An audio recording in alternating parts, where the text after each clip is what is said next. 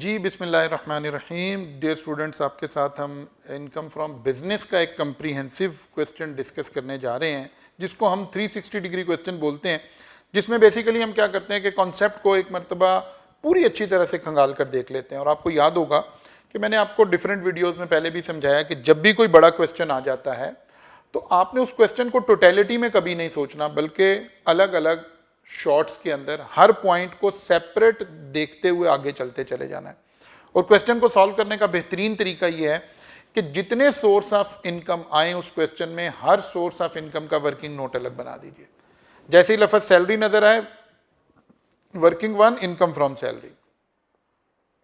जैसे ही business income नजर आए, working two, income from business. जैसे ही आपको इनकम फ्रॉम प्रॉपर्टी नजर आए, वर्किंग, और फेस ऑफ द आंसर पे लाकर ऑल हेड्स को हम एक जगह पर ले आएंगे। देखिए जनाब, हमारे पास एक क्वेश्चन आ रहा है जी। Fine food is an industrial undertaking manufacturing multiple item for home consumption. Following information is available for accounting record for the year 30 June 2022।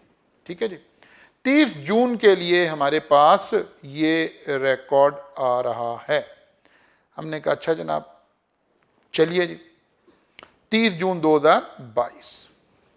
Accounting profit before tax for year was 175 million out of 400 million sales. एक sale की figure भी दी गई है, ठीक है ना। Okay, चलिए,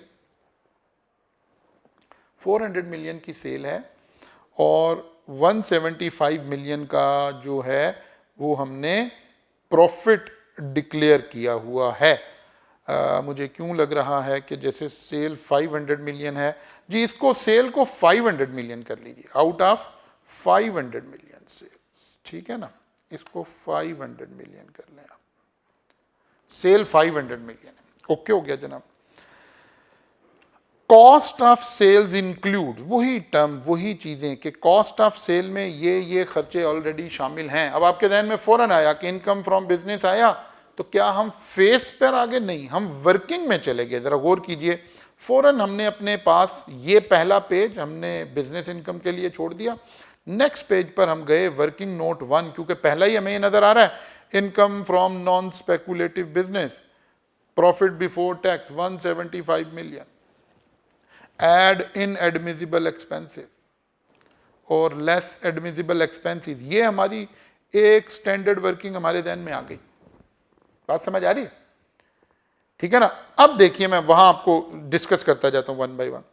कॉस्ट ऑफ सेल्स इंक्लूड, यानी सेल की कॉस्ट में ये चीज ऑलरेडी शामिल है। Total purchase of finish goods during the year were 85 million including purchase of 20 million on which fine food has not deducted tax.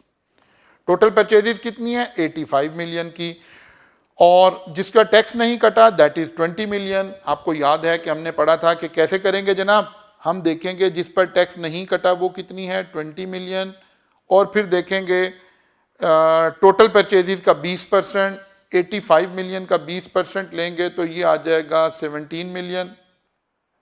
Whichever is lower will be disallowed। याद है? अच्छा जनाब, चलें दिखा देते हैं आपको वर्किंग कहाँ आ रही है। ये आ रही वर्किंग हमारे पास। टोटल परचेजेस जिस पर टैक्स नहीं कटा 20 मिलियन है, 20% of this which ever is lower 17 million add हो गया, इन एडमिजिबल एक्सपेंसेस में चला गया। अच्छा जी, चलिए नाउ वापिस आ जाते हैं जनाब। सेकेंड पॉइंट आ गया, carriage of goods 1.5 million paid in cash. Cash में कैरिज फ्रेट ये तो पे कर सकते थे ना। Okay, most of bills are above, कुछ भी है कैरिज फ्रेट ये हम पे कर सकते थे कैश में। इसको अब हम शो करेंगे, डिसअलाउ नहीं करेंगे, ताकि डिस्क्लोजर आ जाए एग्जामिनर के पास हमारा। देखिए कैसे शो किया हमने, शो ऐसे किया, कैरिज और साथ ही लिख दिया अलाउड। क्यों अलाउड है? एक्सेप्शन ऑफ द लॉ है, यहां कुछ नहीं आया। ठीक होगी बात। अच्छा जनाब, आगे चलिए। नाउ थर्ड पॉइंट आ गया, अकाउंटिंग डेप्रिसिएशन 1.6 मिलियन, ये भी डिसअलाउ कर देंगे।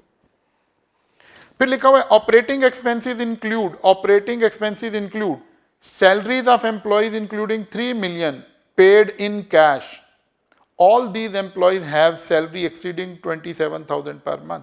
25,000 से ऊपर वाली सैलरी को तो क्रॉस चेक से पे करना जरूरी था ना बैंकिंग चैनल से, तो इसको भी ऐड बैक कर देंगे, ठीक है ना। Rent of 5 million paid for one of the office premises without deducting tax. Any expense जिसके ऊपर टैक्स डिडक्ट ना किया जाए ऐड बैक हो जाता है, ये भी डिसअलाउ कर दिया जनाब आपने। Accounting depreciation on fix asset, ये वो एसेट होंगे जो कॉस्ट ऑफ सेल वाले नहीं यूज कर रहे, बल्कि कौन यूज कर रहे हैं, ऑपरेशन वाले यूज कर रहे हैं, तो ये भी नॉर्मल ऐड बैक हो जाएगा, क्योंकि अकाउंटिंग तो हर चीज ऐड बैक हो जानी है, अकाउंटिंग डेप्रिसिएशन भी ऐड बैक हो गई। Fine of ₹1 million was imposed by Commissioner of Income Tax due to violations of different provisions of law, add हो गया। And fine of ₹5.5 million was imposed by a customer due to late delivery of goods। Customer का fine allowed है, इसी को तो हम 360 degree question बोलते हैं ना, ताकि कॉन्सेप्ट सारा रिवाइज हो जाए। Rules law regulation of the state का फाइन अलाउ नहीं होगा, और बिजनेस के जो हमने आपस में कस्टमर के साथ जो कोई रूल्स हैं, कोई कॉन्ट्रैक्ट एक्ट के हैं, कोई पार्टनरशिप के हैं, वो अलाउ हो जाएंगे। Repair expenses of production hall which was rented out, एक प्रोडक्शन हॉल है जो हमने रेंट पर दिया हुआ है, उसके रिपेयर एक्सपेंसेस 0.4 million यहां डले हैं बिजनेस इनकम में। लेकिन अगर आप गौर करें, अगर किसी बिल्डिंग को हम रेंट पर दे दें, अभी ये नीचे पता चलेगा जहां इनकम आ रही है वहां, क्योंकि मैंने क्वेश्चन पढ़ा हुआ है, वहां लिखा हुआ है कि ये हॉल प्लांट एंड मशीनरी के साथ रेंट पर दिया गया है। इसका मतलब है ये कहां चला जाएगा, इनकम फ्रॉम अदर सोर्सेज में, तो फिर ये एक्सपेंस यहां से निकल के इनकम फ्रॉम अदर सोर्सेज में चला जाएगा। ये बात समझ आ रही है ना? ओके।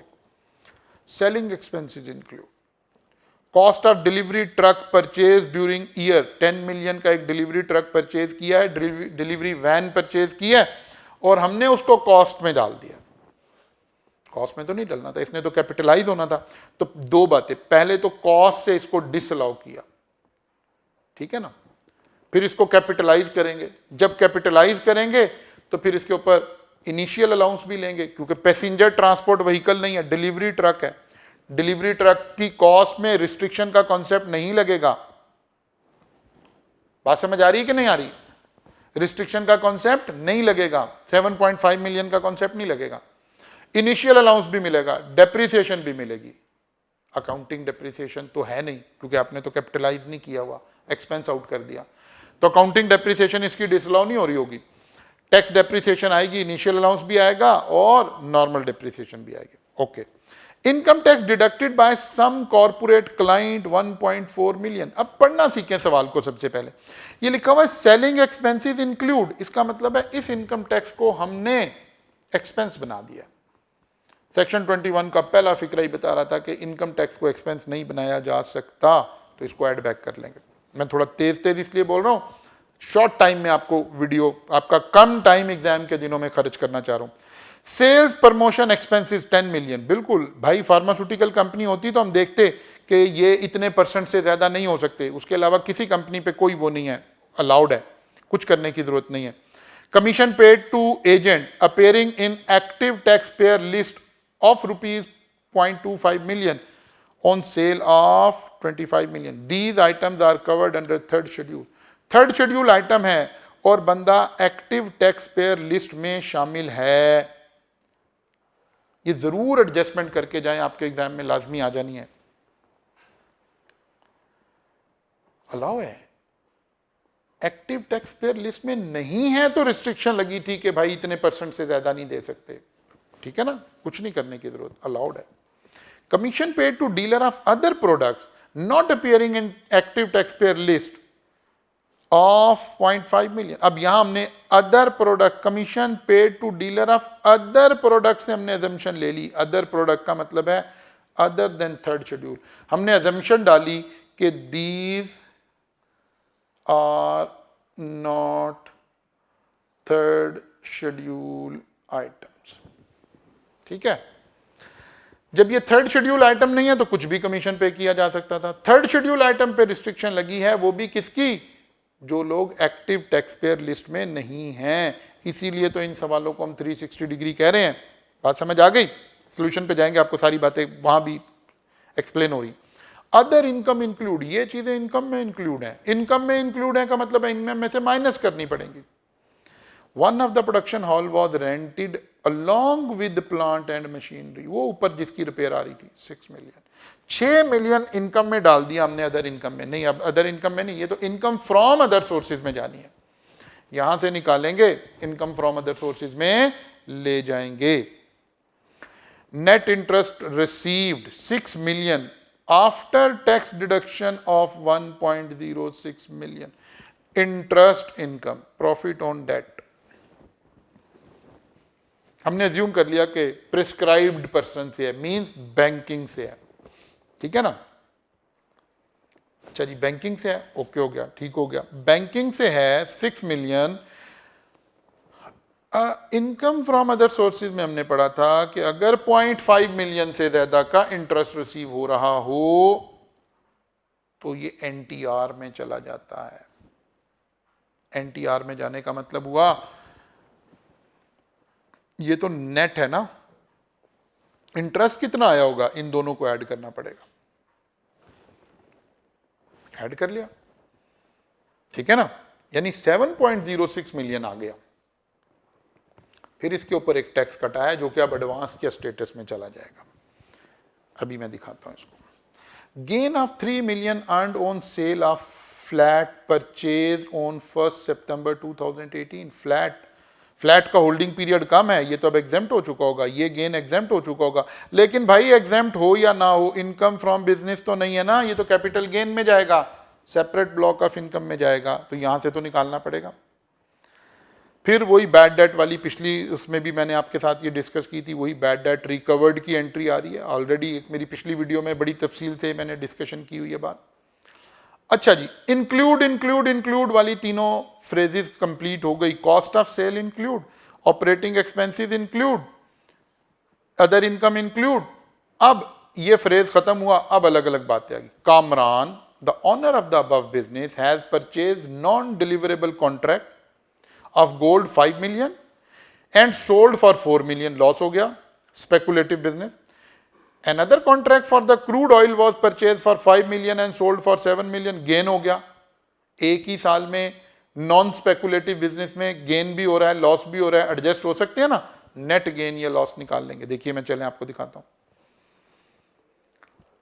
देखिए जनाब,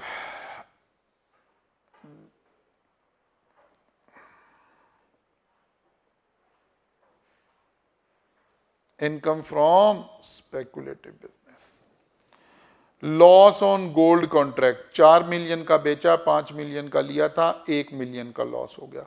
gain on crude oil contract, 7 million का बेचा, 5 मिलियन का लिया था, 2 मिलियन का गेन हुआ, नेट गेन आ गया 1 मिलियन का। इंटर हेड एडजस्टमेंट तो अलाउड है ना, ओके गुड।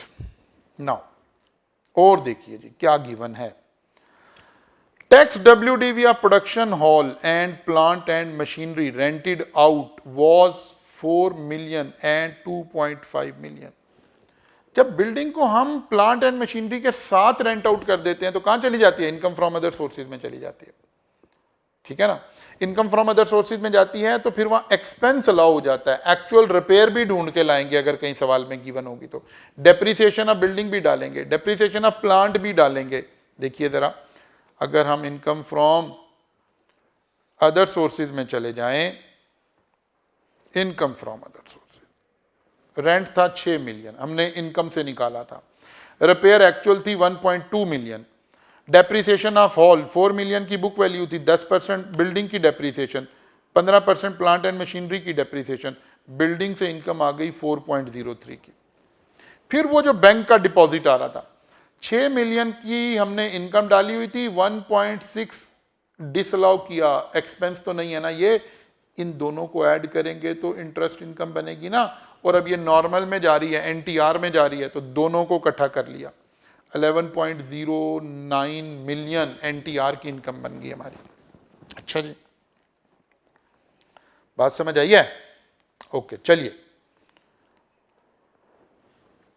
अब लिखो tax depreciation other than mention above, यानी कौन सा, वो जो प्लांट एंड मशीनरी थी, एंड डिलीवरी वैन, इसके अलावा बाकी चीजों की डेप्रिसिएशन 2 मिलियन है। ओके, ये अलाउ कर देंगे और डिलीवरी वैन की डेप्रिसिएशन अलग लेकर आ जाएंगे, उस पर इनिशियल अलाउंस भी ले लेंगे 25% और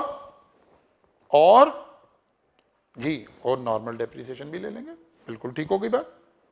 चलिए, raw material worth 2 million was purchased on credit on 15th June 2019। Credit पर 2019 में लाइबिलिटी राइज हुई। This amount is still payable. 2019 की लाइबिलिटी 20, 21, 22, ये तो 23 में ऐड होगी, हम तो 2022 की बात कर रहे हैं, इसका मतलब कोई एडजस्टमेंट रिक्वायर्ड नहीं। One of the supplier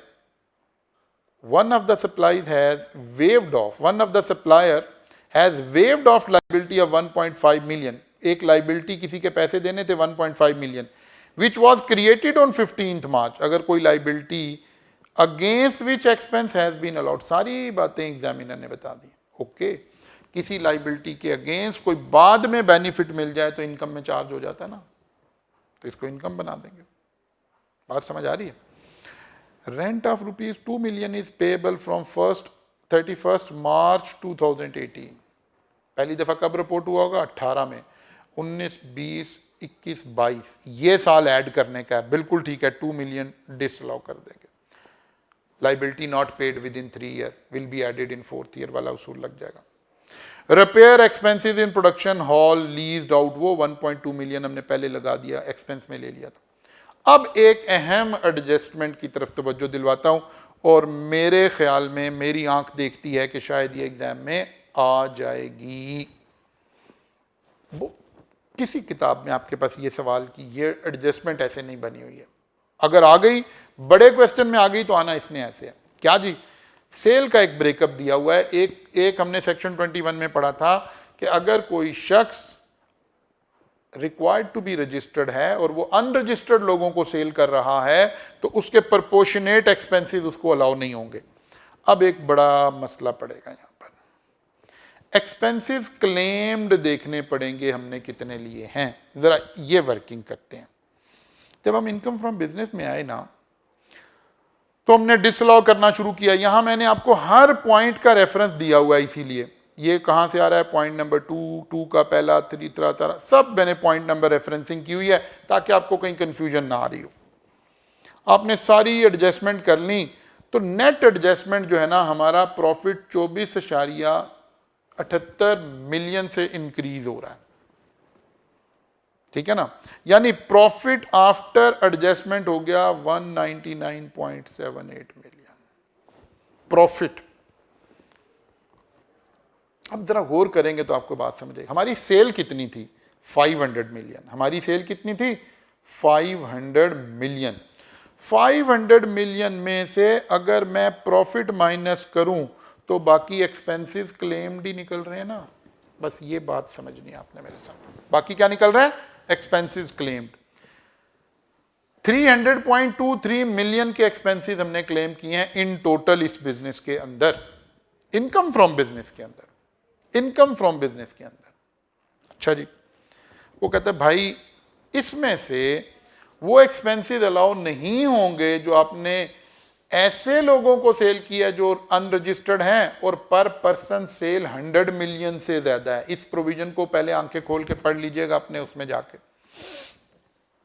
अच्छा जी, 3 बातें कैलकुलेट करनी थी। Expenses claimed A, B total sale 500 million, C sale to unregistered above 100 million per person. हमारे सवाल में 120 मिलियन का ब्रेकअप दिया हुआ। यहां एक कैलकुलेशन आ रही है, ए ओवर बी मल्टीप्लाइड बाय सी, ये आ गया था 72.05 मिलियन, और एक लगा हुआ था कि 10% of expenses which ever is lower, तो 30 मिलियन की ये डिसअलाउंस एड बैक होना है। ये आपको किसी सवाल में नजर नहीं आया होगा। अगर इस अटेम्प्ट में ये चेक हो गया तो ये पहली दफा चेक हो रहा होगा। मेरी आंख कह रही है, मेरा दिल कह रहा है कि ये सवाल का ये वाला हिस्सा आ जाना है। बात समझ आ रही है?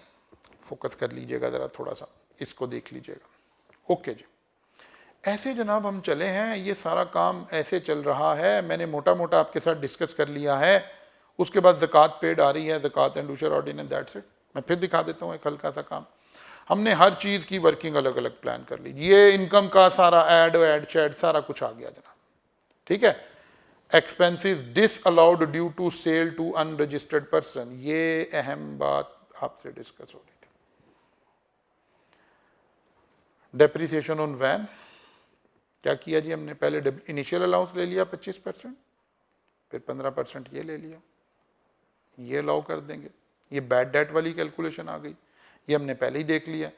अब इस सारी वर्किंग को उठाकर ले आए कहां पर, फेस ऑफ द आंसर पर। Income from non speculative business, income from speculative business, capital gain exempt है हमारे वाले सवाल में, इनकम फ्रॉम अदर सोर्सेज आ गई, टोटल इनकम आ गई 241.88 मिलियन।